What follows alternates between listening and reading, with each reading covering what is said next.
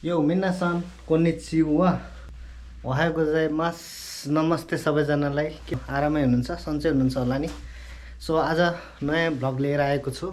एकदमै इन्ट्रेस्टिङ हुनेछ। So last अन्तिमसम्म हेरिदिनु होला।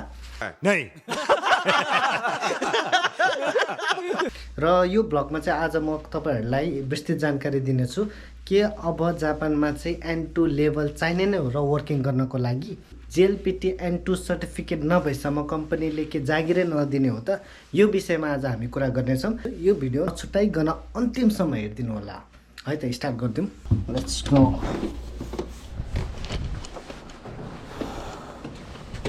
यो म बस्ने अपार्टमेन्ट हो। मेरो घोडा चाहिँ यही हो, कम्पनीले दिएको घोडा। अब चट्ट घोडा निकाल्ने गइन्छ गाइस। जापानमा चाहिँ अहिले पहिलाको भन्दा एकदमै धेरै मुस्किल बनाइदिएको छ।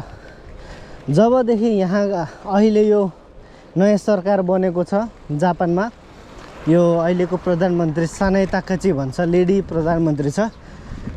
यो सरकारले चाहिँ अहिले विशेष गरी इमिग्रेन्टहरू, बाहिरी विदेशीहरूलाई लक्षित गर्दै रुल्स एन्ड रेगुलेसनहरू साह्रै नै टाइट बनाइदिएको छ, जसले गर्दा अहिले नेपालीहरू सँगसँगै विभिन्न एसियन मुलुकका मान्छेहरूलाई चाहिँ अहिले जापानमा अहिले भिजा पाउनुदेखि लिएर कम्पनीहरू पाउन धेरै नै समस्या भएको छ। ब्याचलर भिजामा जापान वर्किङमा आउन चाहनेहरूले चाहिँ अन्यवारी JLPT N2 सर्टिफिकेट चाहिँ देखाउन सक्नुपर्छ भनेर चाहिँ उल्लेख गरेको छ अहिले यो नयाँ कानुनमा, जसले गर्दा अहिले नेपालबाट डिरेक्टली ब्याचलर भिजामा आउनेहरू धेरै नै समस्यामा परेको छ।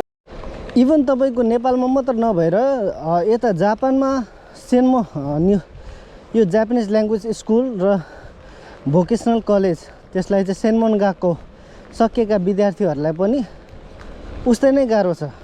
जति पनि अब ब्याचलर भिजामा नेपालबाट आएकाहरू छन्, उनीहरूले अब अहिले काम त गरिरहेको छ। अब भिजा रिन्यू गर्ने बेलामा चाहिँ उनीहरूले अब N2 लेभलको सर्टिफिकेट चाहिँ इमिग्रेसनले माग्यो भने उनीहरूले देखाउनु पर्नेछ। यदि त्यो नदेखाएको खण्डमा चाहिँ इमिग्रेसनले चाहिँ भिजा नै रद्द गर्न सक्नेछ भनेर चाहिँ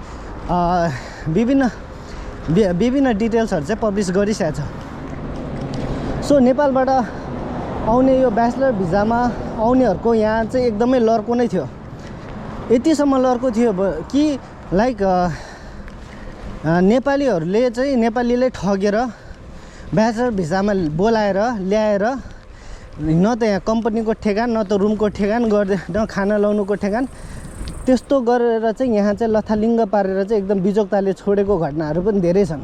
नेपालमै बसेर N2 पास गर्नलाई लाइक फलामको चिउरा चबाउनु जस्तै हो। हामी यहीँ विद्यार्थीहरू 4-4 वर्ष जापानिज कलेजमा पढेर त JLPT हामीले पास गर्न हामीहरूलाई त कति धाउधाउ हुन्छ। यहीँ वातावरणमा काम गरेर यहीँ जापानिजसँग बोल्दै पनि कतिपय कुराहरू हामी आफैले बुझ्न सकेको हुँदैनन्। त्यसैले JLPT पास गर्नु चाहिँ एकदमै गाह्रो हुन्छ गाइज। स्टुडेन्ट भिजामा आउँदा पनि साह्रै गाह्रो हुन्छ हौ। यहाँ त पहिलाको र अहिलेको जापान एकदमै कठिन छ गाइज, सोचेको जस्तो छैन। कति क्लिन छ फेरि कन्ट्री, विश्वको वान अफ द क्लिनेस्ट कन्ट्रीमा पर्छ जापान। र म पनि अहिले भर्खरै यहाँ वर्किङ लगाएर आएको हो। म चाहिँ यता ठ्याक्कै टोकियो र चिबाको बोर्डरमा बस्थेँ। त्यहाँ चाहिँ म 2 वर्ष सेन्मोन गएको पढिसकेपछि यो ठाउँमा चाहिँ वर्किङ फिक्स भएर यहाँ सिफ्ट भएको छु। एन्ड अलिकति यो चाहिँ सहर नभएर अलिक गाउँ एरिया नै हो। हामीलाई पनि वर्किङ पाउन साह्रै नै गाह्रो भएको थियो। म आएको पनि जापान 4 वर्ष भइसक्यो। 2 वर्ष ओकिनावामा बसेँ, 2 वर्ष उता चिबामा बसेँ। चिबामा 2 वर्ष बसिसकेपछि यहाँ वर्किङ फिक्स भएर बल्ल चाहिँ यहाँ अहिले यो ठाउँमा आइपुगेँ। हाम्रो जति पनि ब्याच छ नि 2022मा आएकाहरू, उनीहरूलाई पनि त्यस्तो सहज त्यस्तो सजिलो चाहिँ थिएन काम पाउन, कम्पनी पाउन। स्पेसली यो गिजिङकोको भिजा भन्छ त्यो पाउन। गिजिङकोको भिजामा चाहिँ अब अब पछि गएर चाहिँ काम गर्दै गइसकेपछि आफ्नो फ्यामिली आफ्नो बुढी बच्चा बोलाउन पाइन्छ भन्ने एउटा फाइदा देखेर नै मान्छेहरू प्रायः स्टुडेन्टमा आउँछन्। स्टुडेन्टमा आइसकेपछि चाहिँ अनि कम्पनी खोज्छन् र कम्पनी खोजिसकेपछि चाहिँ मजाले आफ्नो बच्चा बुढीहरू ल्याएर कमाइ पनि राम्रै हुन्छन्। तर पहिलाको भन्दा राम्रो छैन गाइस। पहिलाको जापान र अहिलेको जापानको भिन्नता हेर्ने हो भने अहिले आकाश र पातालको फरक छ। त्यही माथि यहाँको नयाँ सरकार आएदेखि अहिले विदेशीहरूलाई यति धेरै चेप्न थालेको छ कि विदेशीहरूलाई चाहिँ एउटा डिस्क्रिमिनेसन गर्छन् क्या यिनीहरूले, देखि नसहने गर्छन्। अब सानो सानो कुराहरूमा गल्ती गरे पनि एउटा ठुलो न्युज च्यानल बनाइदिन्छन् अनि स्पेसली अनि धेरै जस्तो त पुलिस कम्प्लेनै गरिदिन्छ। पहिला स्टुडेन्ट भिजामा आउन सजिलो नि थियो, काम पाउन नि सजिलो थियो, मजासँग काम पनि पाइन्थ्यो। अहिले यति धेरै भएका यहाँका नेपालीहरू पनि अहिले फर्किने स्थिति भएको छ। फर्किने स्थिति भन्दा पनि कतिजना त भित्रभित्र यति धेरैजना फर्केका छन् कि विद्यार्थी स्पेसली विद्यार्थी भिजामा आउनेहरू नि फर्केका छन्। अनि यो कुक भिजामा आउनेहरू पनि गाइज है, यो कुक भिजामा यहाँ आएर 15-16 लाख दलाललाई तिरेर अनि 12 घन्टासम्म त्यो हलाल रेस्टुरेन्टमा खटेर अहिले उनीहरूको त अब साउको त भिजा दिएको छैन भने अनि उनीहरूलाई साउको भिजा नदिएसम्म उनीहरूलाई नि पाउँदैन। त्यसैले अब यो कुक भिजामा आउनेहरू पनि धेरैजना चाहिँ फर्किरहेको छन्। लगभग 2 वर्षभित्रमा लगभग अहिले तपाईँहरूले न्युज हेर्नुभयो होला 60,000 देखि 70,000 नेपाली चाहिँ अब फर्काउने क्रममा छ भनेर चाहिँ न्युज पनि आएको छ। किनकि अहिलेको बसाइ अहिलेको रहनसहन एकदमै गाह्रो छ गाइज। ब्याचलर भिजामा मात्र होइन गाइज, अब यो स्टुडेन्ट भिजामा नि नआउँदै धेरै ठिक हुन्छ। मेरो सजेसन हो मान्ने हो भने चाहिँ इट्स बिन लाइक 4 इयर्स होइन। अब 4 वर्ष भयो जापान आएर यहाँबाट अब धेरै यहाँको नियम कानुन यहाँको कल्चर धेरै बुझियो। त्यसैले चाहिँ मैले तपाईँहरूलाई सजेसन दिएको। अबको यो लगभग 2 वर्षसम्म 2028 सम्म चाहिँ जापानमा नआउँदा हुन्छ। किन भन्दाखेरि चाहिँ तपाईँको पहिलाको जस्तो सहज छैन, पहिलाको जस्तो राम्रो स्यालेरी छैन। त्यही माथि विदेशीमाथि यति धेरै घृणा गरेका छन् यिनीहरूले। अनि यिनीहरूले चाहिँ यहाँका भाका विदेशी कामदारहरूलाई पनि यिनीहरूले लखेट्ने हिसाब गरेको छ। बाटै रङ आएछु गाइज यार, कहाँ पुग्यो एउटा सुपा खोज्न आएको बाटै भुल्यो। सो म कहाँ थिएँ भन्दाखेरि अब जेएलपिटी एन्ड 2 चाहिँ अनिवार्य नै गरिदिएका छन् यहाँका। स्पेसली अब यो होटेलमा काम गर्नेहरूले त झन् देखाउनै पर्छ जेएलपिटी एन्ड 2। र जेएलपिटी एन्ड 2 सर्टिफिकेट निकाल्न त्यस्तो सहज पनि छैन गाइज, एकदमै गाह्रो छ। यो इक्जाम भनेको त टफ हुन्छ गाइज। स्पेसली हामी नेपालीहरू चाहिँ खान्जीमा चाहिँ एकदमै कमजोर हुन्छन्। त्यही खान्जीमा चाहिँ हामीले पोइन्ट निकाल्न नसकेर चाहिँ धेरैजना फेल हुन्छन्। त्यसैले चाहिँ अब नेपालबाट चाहिँ ब्याचलर भिजा अब अप्लाई गर्ने नै हो भने चाहिँ जेएलपिटी एन्ड 2 पास गरेको हुनुपर्छ। र त्यो जेएलपिटी नेपालमा बस्दै जेएलपिटी एन्ड 2 पास गर्न भनेको त एकदम असम्भवै छ गाइज, गाह्रै छ। अब सकिन्न एकैचोटि त्यसरी पास गर्न पनि। बेटर अप्सन चाहिँ म के भन्छु भन्दाखेरि यो +2 दिएर बस्नेहरू र ब्याचलर कम्प्लिट भएकाहरू चाहिँ सकेसम्म चाहिँ इङ्ग्लिस कन्ट्री टार्गेट गर्दा राम्रो। के इङ्ग्लिस राम्रो छ भने तपाईँहरू त यता अस्ट्रेलिया अनि यता न्युजिल्यान्डतिर म त्यही त फ्युचर राम्रो देख्छु म। किन भन्नुहुन्छ भने यहाँ अब यहाँ पिआर पाउन पनि त्यस्तै गाह्रो बनाइदिएको छ। पिआर पाउनलाई पनि अब जेएलपिटी एन्ड 2 अन्य गरेको छ। त्यो नभएसम्म यहाँ अब पिआर पनि दिन भनिसकेको छ। हामी स्पेसली साउथ इस्ट एसिया र साउथ एसियन कन्ट्रीहरूलाई चाहिँ साह्रै नै अलिकति हेप्ने डिस्क्रिमिनेट गर्ने गर्छन्। यिनीहरू अलिक मन पराउँदैनन्, काममा चाहिँ पेलाउँछन् तर सँगै बसाउन सँगै रुचाउन चाहिँ हामीलाई दिँदैन। हाम्रो 2028 सम्म चाहिँ यहाँ खासै ठिक छैन, राम्रो पनि छैन। अब हामी यहाँ 4 वर्ष काम गरेकाहरू, यहाँ 4 वर्ष पढेकाहरूले त एन्ड 2 पास गर्न दाँतदेखि पसिना आउँछन्। नेपालदेखि ब्याचलर भिसामा कस्तो सकोस् त बिचरा। सकेसम्म चाहिँ यहाँ विदेशीहरू लखेट्ने कोसिस गरिरहेछन्। ल म चाहिँ गाइज यता सुपरमा आएको। यहाँभित्र चाहिँ क्यामेरा भिडियो सिडियो अब त्यहाँ मनाइ भनेर लेखाएको छ। अब लानु अलिकति यहाँ कानुन अलिकति मान्छेको देशमा पालना गर्नुपर्छ गाइज होइन। त्यसले चाहिँ म सपिङ गरेर आउँछु अनि त्यसपछि अर्को कुराकानी गरौँला। यो हो गाइज मैले गरेको लगभग 3000 को सपिङ। अनि मौसम पनि हेर्ने हो भने पुरै पानी परिरहेछ गाइज। आज हिजो बेलुकादेखि होला पानी परिरहेको। आज पनि त्यस्तो मौसम क्लियर छैन। अब यो हाम्रो घोडामा अब घरतर्फ लाग्नुपर्छ। तर पहिला भन्दा त्यस्तो सेफ छैन गाइज। अहिले जापानिजले नेपालीहरू मारेर आउँछन्, श्रीलङ्कनहरूले नेपालीहरू रेप गरेर आउँछन्। अब के हो यस्तो त्यस्तो राम्रो स्यालेरी छैन। महँगाइ पनि त्यत्तिकै धेरै महँगाइ छ। क्यामेरा पो चले होइन। महँगाइ त कुरै नगरे हुन्छ, आकाश छुने महँगाइ छ। अब यहाँ कमाएको स्यालेरीहरू जति सबै यो रुम रेन्ट ट्याक्स तिर्दै ठिक्क हुन्छ। अनि कहाँबाट सेभिङ बचोस्। यहाँको स्ट्रगल यहाँको दुःख छुट्टै बेग्लै छ के, छुट्टै बेग्लै छ। तपाईँ अस्ट्रेलिया अमेरिका क्यानाडातिर गएको स्टुडेन्टको स्ट्रगल र जापानमा गरेका स्टुडेन्टको स्ट्रगल अलिकति फरक देख्न पाइन्छ।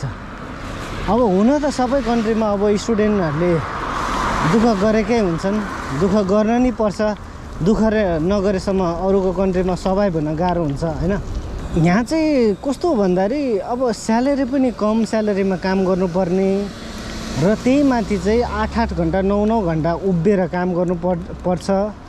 त्यसै गरी चाहिँ लाइक अब यहाँ अब लाइक कुनै टाइममा होइन आफूलाई अनहेल्दी फिल भएको टाइममा अनवेल फिल भएको टाइममा बिदा सडनली त कसैले नि बिदा दिँदैन। त्यही पनि अब आउन भ्याउँदिनँ होइन, यताउति आउन गाह्रो भयो भन्दा पनि एनी हाउ तपाईँ जानै पर्छ, काममा एटेन्ड गर्नै पर्छ। उनीहरूले भनेको स्केड्युलमा खटेर तपाईँले त्यहाँ काम गरेकै हुनुपर्छ। जापानिजहरूलाई चाहिँ भेडा पनि भनिन्छ। किन भन्छ भन्दा चाहिँ उनीहरूले भनेपछि भन्यो होइन।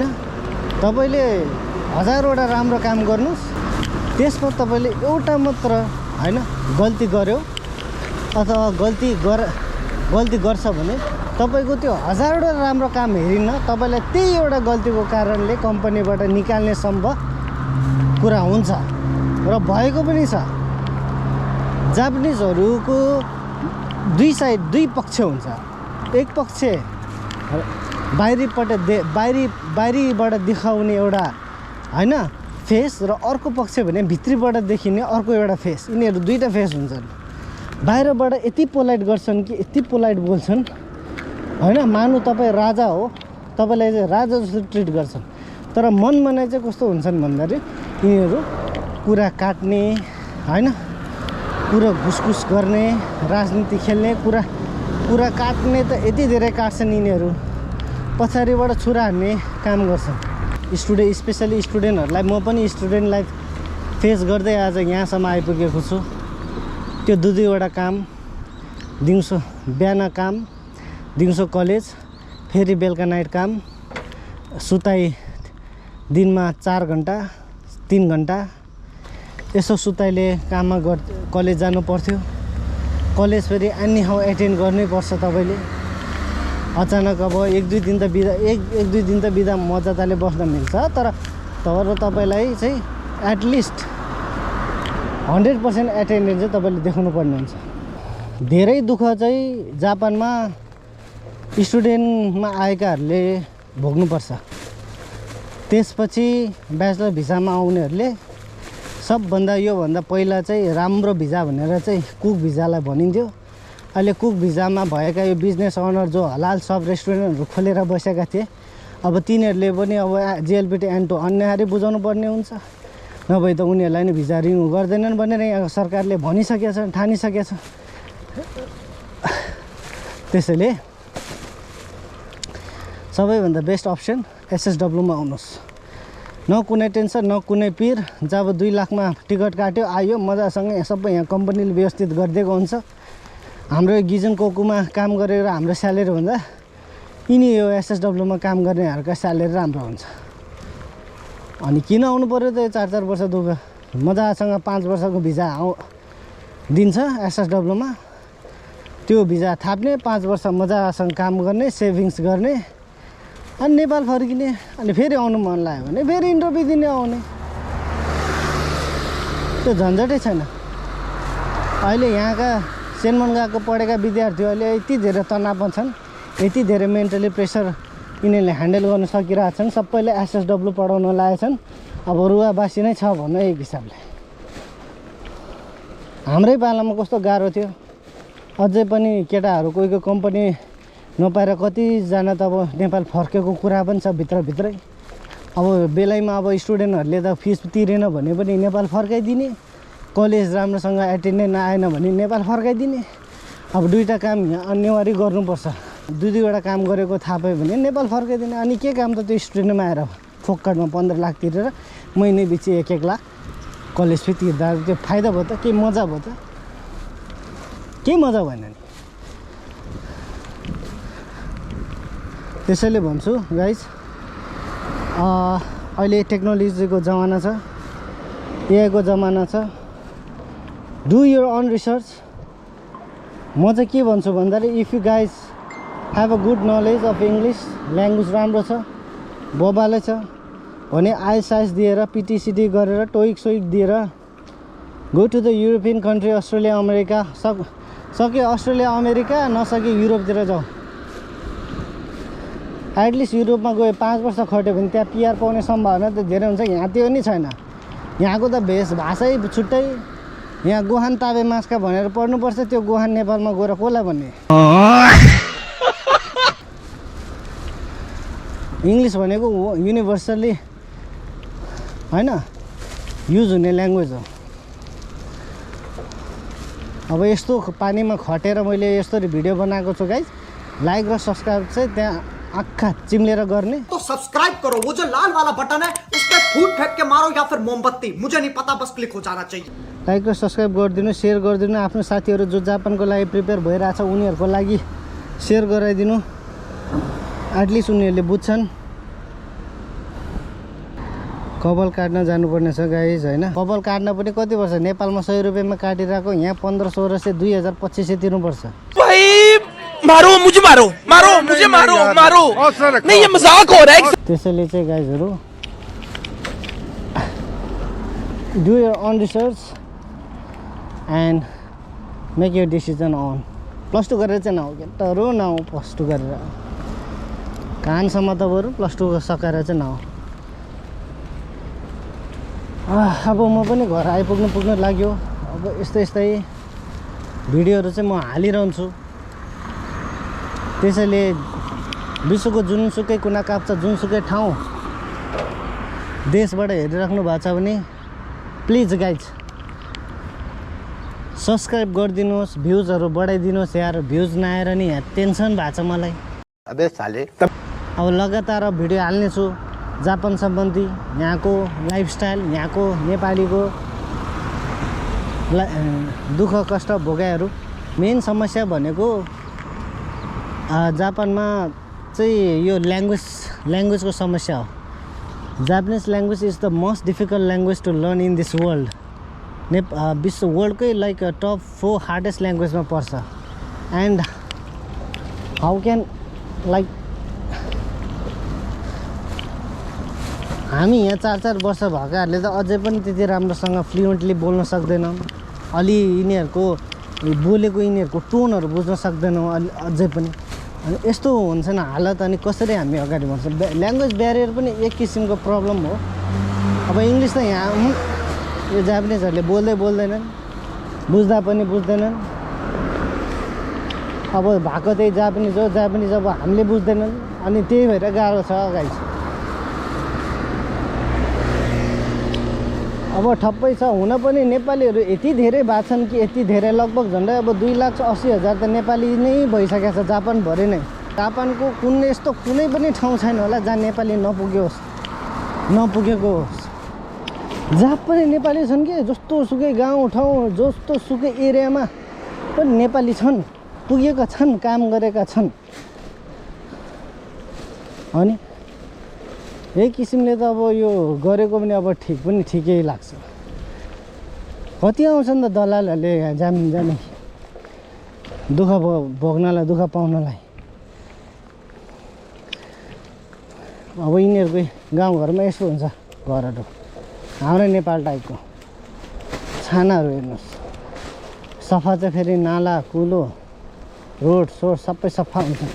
सरसफाइमा चाहिँ यिनीहरू एकदम ध्यान दिन्छन्। ल यस्तो छ अब म बस्ने ठाउँ। अब कहाँ टोकियो बस्ने, चिपा टोकियो बस्ने मान्छे यहाँ आएर थचारे भन्छ। अब थचारे भन्नुभयो होला। अब कामै नपाएपछि त जहाँ पनि जानु पऱ्यो। यही भिडियोमा पनि भनेको छु, मेरो त्यो भित्र गएर भिडियोहरू चेक गर्नुहोस्। मैले त्यहाँ हरेक डिटेल बताएको छु जापान सम्बन्धी। सब्सक्राइब गर्नुहोस्, आफ्नो साथीभाइलाई सेयर गर्नुहोस्। स्पेसल्ली नेपालमा भइरहेका जति पनि अब मेरो भ्युजहरू छन्, हेरिराख्नु भएको छन्, सब्सक्राइब गरिदिनुहोस् प्लिज। अनि लाइक पनि गरिदिनुहोस्। अब म बस्ने अपार्टमेन्ट पनि आयो गाइज। पानी सिमसिम परेर पनि यस्तरी भिजेर पनि भिडियो बनाइदिएको छु। त्यसैले गाइज 1 लाख तो बनता है बस, लाइक कर दो भाइ। आयो यी कम्पनीले दिएको घोडा यही हो। अब यी स्कुटर गाडी किन्न सकिन्न त सकिन्छ। अब पाल्न गाह्रो छ, यहाँ आफै त पाल्न गाह्रो छ, यहाँ स्कुटरलाई कसरी पालोस् मैले।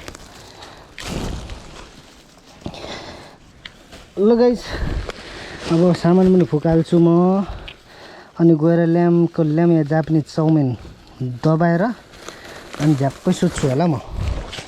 अब यही हो गाइस, अब म चाहिँ खाँदै गर्छु। तपाईँहरू अब भिडियो मनोरञ्जन गर्नुभयो होला, हेर्नुभयो होला। ल तपाईँहरू पनि अब रिल्याक्स गर्नुहोस् है त।